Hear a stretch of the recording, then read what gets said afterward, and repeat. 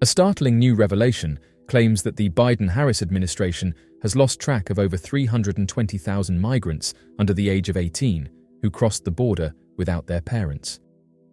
A report from the Homeland Security Inspector General indicated that countless adolescents who were placed with qualified sponsors in the United States are now vulnerable to trafficking, forced labor, and various other forms of exploitation.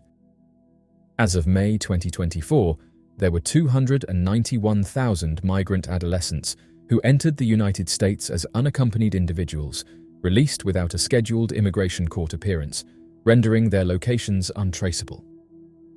The 14-page report, which covered the period from October 2018 to September 2023, also details the 32,000 individuals who immigration and customs enforcement officials released into the United States with hearing dates but then did not appear in court.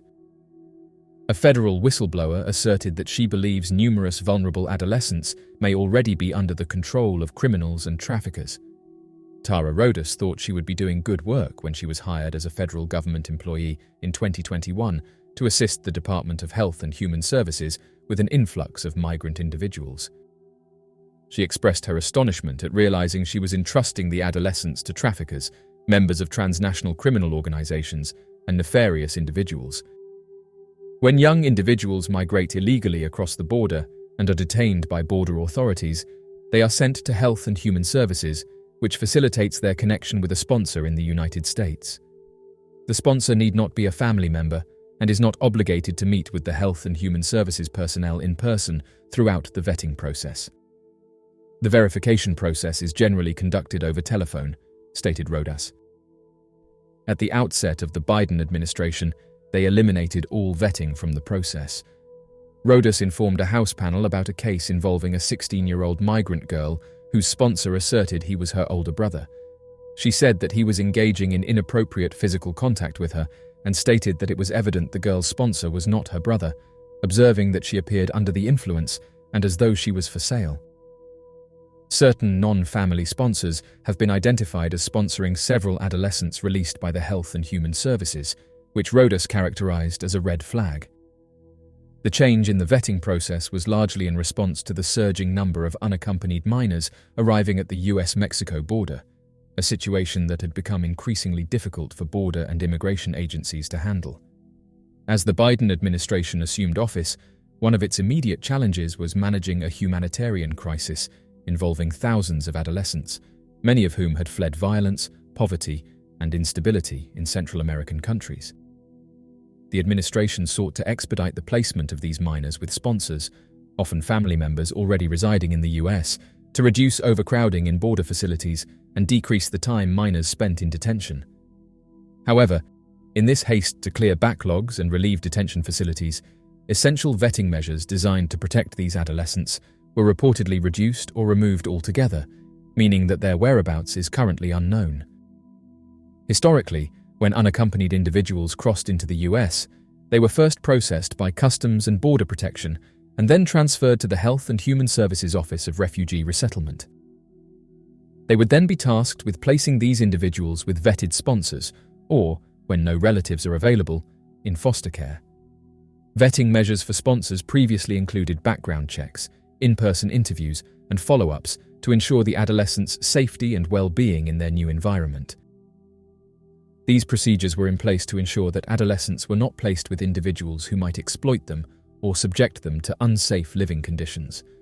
However, as reports indicate, the pressure to process these cases quickly led to a scaling back, or in some cases, a complete elimination of these checks. The elimination of these vetting measures has raised significant concerns among human welfare advocates and immigration experts. Without a thorough vetting process, there is a heightened risk that these individuals will end up in unsafe or exploitative situations.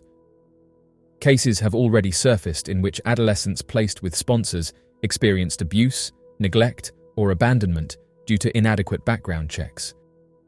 Advocates argue that the lack of oversight has opened the door for vulnerable individuals to be placed in high-risk environments, where they may be subjected to forced labor, trafficking, or other forms of exploitation.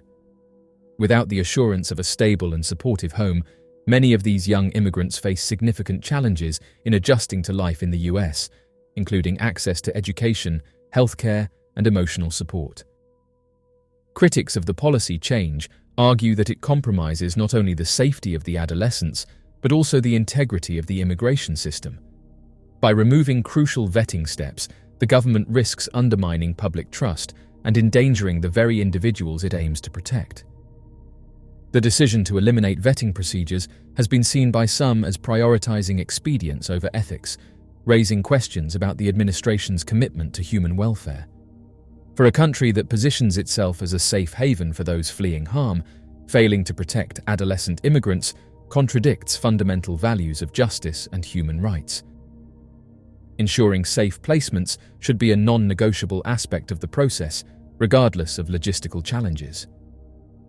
In 2023, numerous incidents emerged indicating that 344 unaccompanied migrant individuals released by the Biden administration were residing with non-family sponsors who were hosting a minimum of 3 adolescents. Dr. Jason Piccolo, a former federal agent who exposed the government's release of unaccompanied adolescents to possible criminals in 2015, stated that the recent disclosures of the missing individuals are deeply concerning. Numerous media reports indicate that some minors discharged by the federal government into the United States are employed under exploitative conditions in slaughterhouses and factories. An immediate standard operating procedure must be established to monitor the status and location of every unaccompanied migrant child across all relevant agencies. The loss of a single individual to trafficking is unacceptable. This systemic failure necessitates urgent attention and reform to guarantee the safety of all adolescents under their care. A federal whistleblower asserted that she believes numerous at-risk adolescents may already be under the control of criminals and traffickers. Rodas further stated that the individuals are not vetted, and she has observed instances of adults deceitfully asserting that they are adolescent during the procedure. Within a span of fewer than 6 months, Rodas noted numerous such instances. The adult impersonating the unaccompanied individual is committing fraud, as is the sponsor seeking to support them. According to the government watchdog study, just one of the 8 audited offices made an effort to identify the missing migrant individuals. Incidents of migrant criminality in the US have been linked to undocumented minors released by the federal government to their sponsors. At the border, federal police neglected to inspect the purported assailant for gang tattoos and also failed to contact their counterparts in his native El Salvador, she testified before Congress in January. The recent revelation that the American government has reportedly lost track of approximately 320,000 migrant adolescents is both alarming and heartbreaking. These adolescents, who crossed into the United States as unaccompanied minors, represent a vulnerable population seeking safety and stability.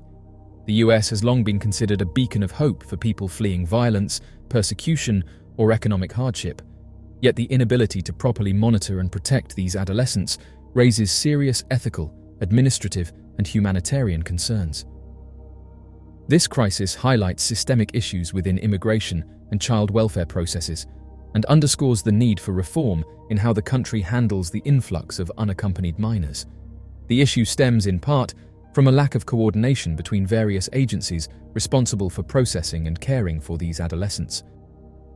When unaccompanied minors are detained at the border, they are initially placed under the jurisdiction of Customs and Border Protection.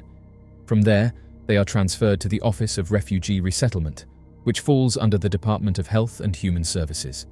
The Office of Refugee Resettlement is tasked with placing adolescents in safe homes, either with vetted sponsors, often relatives already in the United States, or foster families, until they can undergo asylum or immigration proceedings. However, once adolescents are placed with sponsors, the federal government's oversight becomes minimal, often failing to ensure the child's safety or track their well-being, which has contributed to the growing number of individuals who have effectively disappeared from the system. This gap in oversight is compounded by limited resources and an overloaded immigration system that struggles to manage the high number of unaccompanied minors. Border authorities and the Office of Refugee Resettlement have been overwhelmed by a surge of migrants in recent years, particularly from Central America. High volumes of unaccompanied minors at the border have led to overcrowded facilities, lengthy processing times, and a workforce stretched beyond capacity. This creates an environment where adolescents may be placed with sponsors hastily, without thorough follow-up or accountability. The fact that many of these sponsors are undocumented themselves further complicates matters, as they may be reluctant to cooperate with authorities, fearing their own deportation. The consequences of this lapse in oversight are dire. When migrant individuals are untraceable, they become highly vulnerable to exploitation, trafficking, abuse, and neglect. There have been cases of minors falling into forced labor or trafficking, with inadequate federal follow-up leaving them with little protection or recourse. Without consistent check-ins, it becomes nearly impossible to ensure these adolescents are safe, attending school, and receiving necessary care. The lack of a reliable tracking mechanism allows adolescents to fall through the cracks, creating an underclass of vulnerable young people who may experience abuse, exploitation, or complete isolation from any support system. Beyond the administrative and safety concerns, the loss of track of migrant adolescents raises significant moral and ethical questions about America's immigration system. As a nation that prides itself on defending human rights and upholding justice, the inability to safeguard some of the most vulnerable people crossing its borders is deeply concerning. Many of these individuals are fleeing dangerous conditions in their home countries, risking their lives to escape gang violence, extreme poverty, or abusive households. The journey to the US border is perilous, filled with risks of trafficking, violence, and other forms of harm. Upon arrival, these adolescents should be met with a system prepared to offer support and safety, not one that allows them to disappear without a trace. The lack of accountability also underscores a broader issue within immigration reform efforts in the US. While politicians frequently debate immigration policies, the plight of unaccompanied minors often takes a back seat, reduced to a talking point rather than a priority. Even within reform measures, there has been little attention given to creating robust tracking and support systems specifically for migrant adolescents. The lack of bipartisan cooperation to enact meaningful reform has left the immigration system outdated, underfunded, and poorly managed, allowing crises like this to go unaddressed. Without a dedicated approach to improving child protection mechanisms within immigration services, it is unlikely that the fate of these adolescents will improve. The government's failure to maintain accurate records and conduct regular welfare checks on migrant adolescents is not only a failure in policy, but also a serious breach of public trust. Americans expect their government to uphold values of care, protection, and accountability, especially when it comes to adolescents. The inability to do so in this case speaks to deeper issues within the bureaucratic management of immigration and child welfare. Advocacy groups and human rights organizations have long called for greater transparency and accountability in handling unaccompanied minors, but progress has been slow. This lack of urgency has led to a situation where vulnerable adolescents are essentially left to fend for themselves within a system that claims to protect them. To address this crisis, a comprehensive overhaul of how migrant individuals are handled within the immigration system is essential.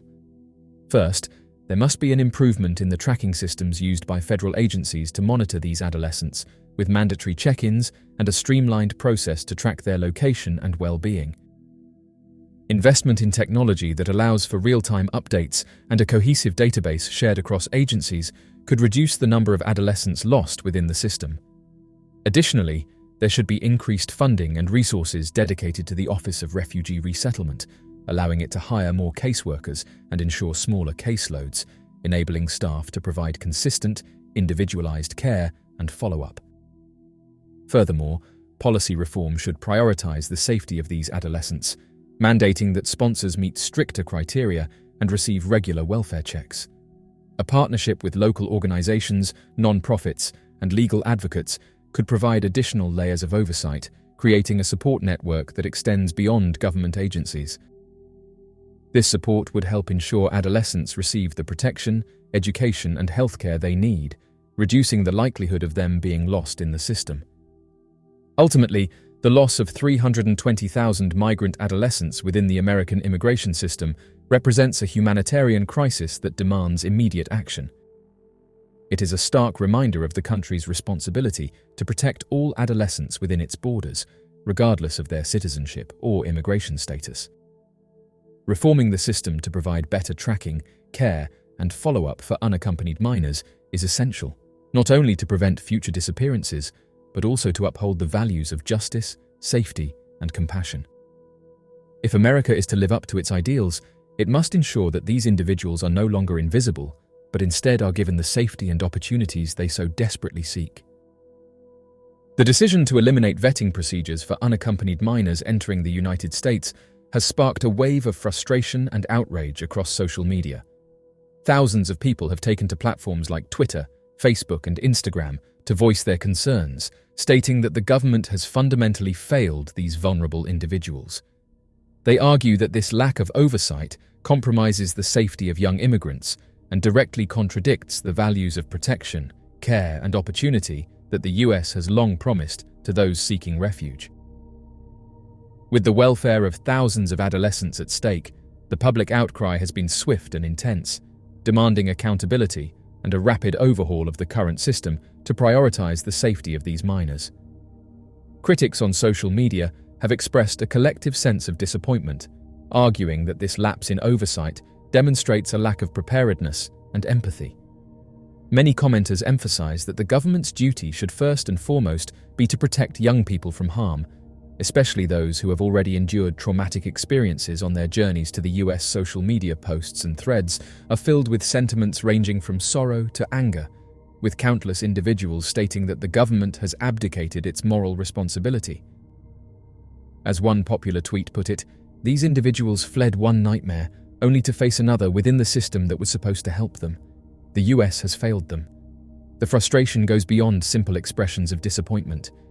Numerous advocacy groups and individuals have shared personal stories and research on the dangers that unvetted placements pose to unaccompanied minors. Threads are filled with real-life accounts from welfare workers, immigration attorneys, and caseworkers who have seen firsthand the adverse impacts on adolescents placed in unstable or unsafe environments. Many of these advocates argue that the government's failure to ensure proper vetting has resulted in situations where minors are more likely to fall into exploitative or neglectful circumstances. The collective consensus is that this failure in oversight not only places adolescents at risk, but also undermines the integrity of the American immigration system as a whole. Some have pointed out that the government's approach has turned a humanitarian issue into a logistical one, prioritizing speed over safety in an attempt to address the backlog of unaccompanied minors at the border. Social media users frequently point to reports of overcrowded detention centers and the urgency to clear these facilities as key factors in the government's decision to cut vetting procedures. However, these explanations do little to mitigate the anger of those who see this approach as short-sighted and irresponsible.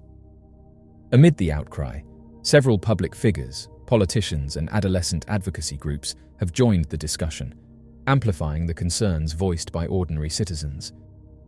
Leaders in adolescent welfare have warned that when adolescents are not properly vetted or monitored, they face a much higher risk of exploitation and abuse. Social media has become a powerful platform for these advocates to highlight specific cases where the lack of vetting has led to tragic outcomes, illustrating the human impact of what some perceive as a policy failure. Posts detailing these cases are frequently shared and commented on, underscoring the widespread belief that the government's approach has overlooked the individual lives affected by such policies. The frustration on social media has also given rise to calls for tangible change. Many users are urging their representatives to push for immediate legislative action to address the lack of oversight.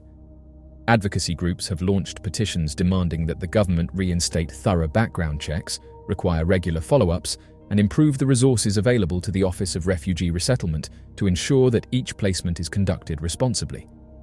Some online campaigns are urging citizens to write to their representatives, aiming to create a groundswell of public pressure that will compel policymakers to address the current flaws in the system.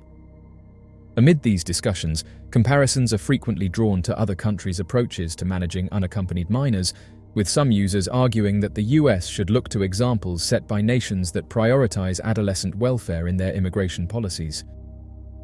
Social media discussions often cite countries with stringent protocols and support networks that extend beyond initial placements, emphasizing that it is possible to create a more humane and effective system even in the face of high volumes of asylum seekers. The US, they argue, has the resources and capability to provide these adolescents with safe placements, but lacks the political will to prioritize their well-being. Many critics also argue that the lack of vetting reveals deeper systemic issues within American immigration policy, with the treatment of unaccompanied minors serving as a stark example of a system that prioritizes expedience over empathy. Social media users point out that if the government is willing to bypass vetting for these vulnerable adolescents, it raises questions about how the broader immigration process is being handled. Some commentators see this as part of a larger pattern in which marginalized communities are underserved, underprotected, and treated as logistical challenges rather than as individuals deserving of respect and protection. Despite the government's initial lack of response, the intense scrutiny on social media has led to growing media coverage, which in turn has put additional pressure on policymakers. Commentators argue that the government must recognize the power and reach of social media as it amplifies public concerns and mobilizes citizens to demand accountability. With news outlets picking up the story, what began as individual voices has grown into a collective demand for action. In the midst of the public outcry, the Biden administration and lawmakers are being urged to listen and respond.